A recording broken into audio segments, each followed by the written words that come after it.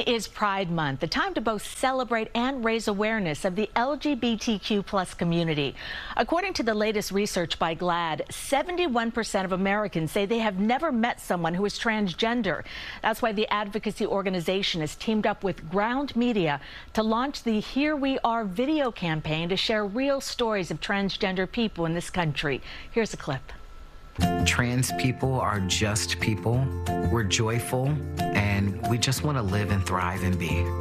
I just want people to understand that literal lives are at stake. And joining me now over Zoom is one of the participants of the campaign who you just saw, Gio. And here on the couch is the president of GLAAD, Sarah Kate Ellis. Good morning to you both. Good morning. Now, Sarah Kate, hi. How did the idea for the campaign and the partnership with Ground Media come about? Well, like you said, only 30% of Americans report knowing someone who's transgender. More Americans report having seen a ghost than knowing a trans person. And we know that there's an information gap and an education gap, right, for that 70% of Americans who don't know someone who's trans. And so we wanted to team up with folks and give a platform to trans folks to tell their stories, to introduce themselves, not through rhetoric and misinformation, but through their stories, through their truth to the American public. Just such a good idea. Gio, can you tell us more about yourself and why you wanted to get involved? Yes, so I'm a community advocate, a U.S. Air Force veteran, a son, a brother, a dad, and for me, I just really wanted to bring more representation to the trans advocacy space. Through the Here We Are campaign, I wanted people to see Black trans joy. We're extremely happy and joyful people, and I want other people who look like me or who have walked in similar shoes to feel seen and heard and validated. Gio, thank you. And Sarah Kate, earlier we talked about 71% of people never having met someone who is trans. I couldn't even believe that. That is such a staggering number. Why do you think that number is so high?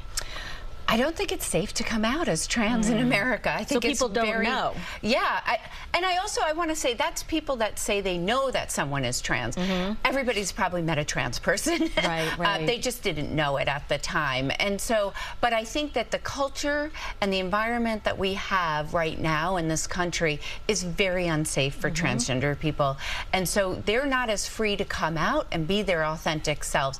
And that's why they probably hide a little bit. And that's why a few people know them. And I think also media hasn't done a good job at telling their stories. The only real storytelling has been through the rhetoric that's been pumped out on cable news of the anti-LGBTQ politicians.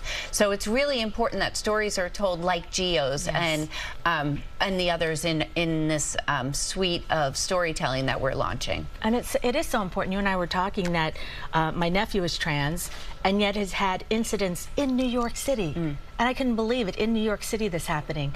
Gio, what do you hope viewers take away from your story and what changes you'd like to see in this country in regards to transgender people? Yes, I really hope that viewers realize that being trans is an intrinsic part of who we are, and additionally, we're just regular people, we're normal people. We enjoy spending time with our families, watching sports, pursuing our hobbies. And I hope this campaign can educate people for those who have fallen victim, to the misinformation about the community. And I hope seeing us and telling our own stories and the sincerity in that inspires them to do their own research, to have more conversations and to just see us who we truly are.